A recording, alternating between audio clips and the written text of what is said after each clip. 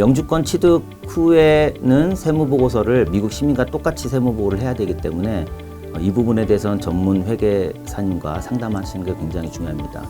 어차피 처분하려고 했던 자산이 있다면 그것을 처분하지 않고 영주권 이후에 그걸 처분한다면 불필요한 연방정부 세금과 주정부 세금을 내실 수가 있습니다.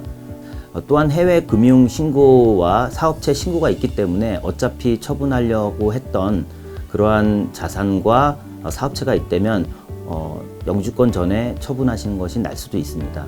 재산 상황이나 소득은 사람마다 다 틀리기 때문에 우리가 갖고 있는 일반적인 세무 상식을 내 거에 맞춰서 적용하기는 쉽지는 않을 것입니다. 모든 사람들이 세무 상황이 다 틀리기 때문에 그래서 전문가와 만나서 상담하시는 것을 권고드립니다.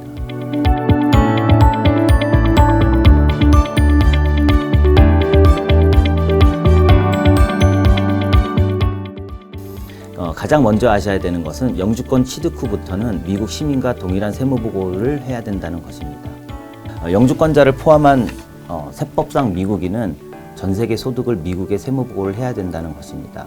미국 세법에서 말하는 수입은 한국에서 말하는 수입의 정의와 틀리기 때문에 미국에서는 그게 소득인 경우가 많이 있습니다. 따라서 미국에서 말하는 소득은 모두 과세 대상인 소득이라고 보시면 됩니다.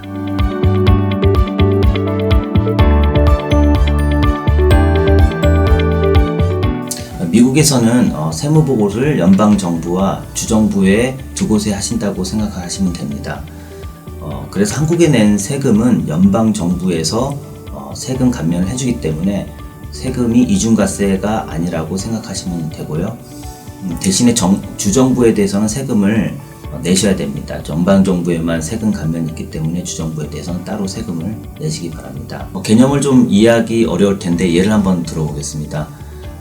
한국에서 연봉이 3억 6천만 원의 수입이 있었으면 그걸 그대로 미국에도 세무보고를 하셔야 되면 미국 달러로는 한 30만 불 정도 되는데요.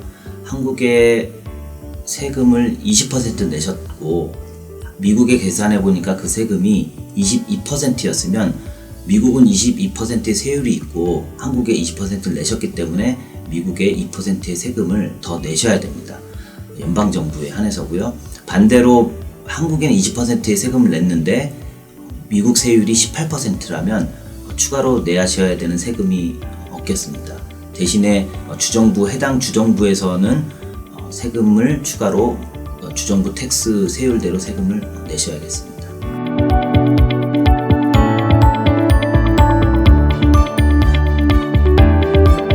네, 소득 이외에 대해서도 세금 신고를 해야 되는 것이 몇 가지가 있는데 특히 영주권을 취득한 이후에 대부분의 영주권자들이 신고해야 되는 것들은 크게 두 가지가 있습니다. 첫 번째는 해외 금융 자산 신고가 있고 두 번째는 해외 사업체 신고가 있습니다. 따라서 한국에 있는 모든 계좌, 주식, 채권, 자산성 생명보험 계좌, 저축성 은퇴 계좌 등을 모두 미국에 다시 신고를 하셔야 됩니다. 해외 보유 사업체 신고의 경우 10% 이상의 지분을 가지고 계신 경우엔 세무보고를 하셔야 됩니다.